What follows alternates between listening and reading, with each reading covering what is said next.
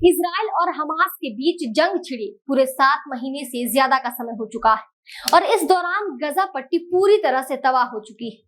अंतर्राष्ट्रीय समुदाय की अपील के बावजूद गजा में छिड़ा युद्ध थमने के बजाय और भीषण होता जा रहा है। इसी बीच नेतन्याहू ने अपने देश की सेना के एक फैसले पर नाराजगी जाहिर की। जी हाँ, अभी हाल ही में आईडीएफ ने युद्ध के बीच एक फैसला लिया था।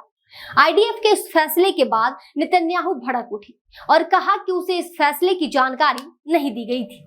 नमस्कार, मैं हूं शारदा सिंह और आप देखना शुरू कर चुके हैं दी कंट्राव। वीडियो शुरू करने से पहले आपसे एक रिक्वेस्ट है, काफी मेहनत और रिसर्च करके हम ये वीडियो आपके लिए बनाते हैं। ऐसे में अगर आप इस वीडियो को लाइक करते हैं और चैनल को सब्सक्राइब करते हैं तो ज्यादा से ज्यादा लोगों तक पहुंच पाएगी। इसके अलावा स्क्रीन पर दिख रहे इस यूपीआई नंबर पर जितनी संभव हो उतनी संभव मदद जरूर करें ताकि हम बिना रुके अपनी कवरेज जारी रख सके।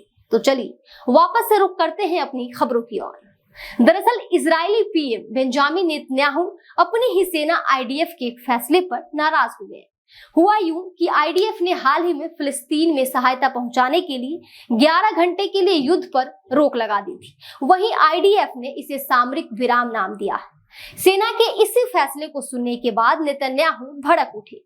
समाचार एजेंसी रॉयटर्स के मुताबिक इजरायली पीएम को 11 घंटे के युद्ध विराम के बारे में जानकारी होने पर उन्होंने अपने सैन्य सचिव से कहा कि ये मानने योग्य नहीं है। बताया जा रहा है कि इस फैसले को लेने से पहले नेतन्याहू को जानकारी नहीं दी गई थी। इसके अलावा बेंजामिन नेतन्याहू के सहयोगी राइट विंग अलायंस के नेताओं ने भी आईडीएफ के इस फैसले का कड़ा विरोध किया। नेतन्याहू की गठबंधन सरकार में शामिल कट्टरपंथी नेता और राष्ट्रीय सुरक्षा मंत्री इतमार बेन ग्विर ने इस सामरिक युद्ध विराम की आलोचना की। उन्होंने कहा कि जिसने भी इस तरह का फैसला लिया है वह मूर्ख है। ऐसे व्यक्ति को नौकरी से छुट्टी कर देना चाहिए। दरअसल सरकार में शामिल गठबंधन सहयोगियों और सेना के बीच विरोध बढ़ता जा रहा है। इस बीच सेना में अति रूढ़िवादी यहूदियों की भर्ती संबंधी कानून को लेकर भी विवाद बढ़ गया है। गठबंधन में शामिल कुछ दलों ने अति रूढ़िवादी लोगों के लिए सेना में भर्ती का विरोध किया, जिससे कई इजरायलियों में नाराजगी है। वहीं इजराइल के सेना प्रमुख लेफ्टिनेंट जनरल हर्जी हलेबी ने रूढ़िवादियों की भर्ती का समर्थन किया। इस मुद्दे पर बात करते हुए उन्होंने कहा है कि तेजी से अति रूढ़िवादी समुदाय बढ़ रही है। ऐसे में सेना में इनकी भर्ती की निश्चित आवश्यकता है।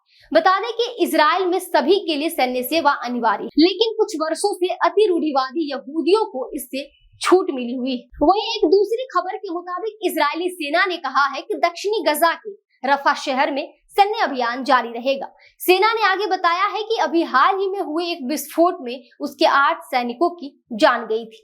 बता दें कि ये विस्फोट गजा के दक्षिणी भाग में हुआ था, जिसमें इजराइल के 8 सैनिक मारे गए थे। ये गजा में 8 महीने की लड़ाई में किसी एक दिन मारे गए इजरायली सैनिकों की दूसरी बड़ी संख्या है। इससे पहले जनवरी में एक दिन में 21 सैनिक मारे गए थे। इसी बीच संयुक्त राष्ट्र ने कहा है कि इजराइल के सैन्य हमले ने गजा को मानवीय संकट में डाल दिया।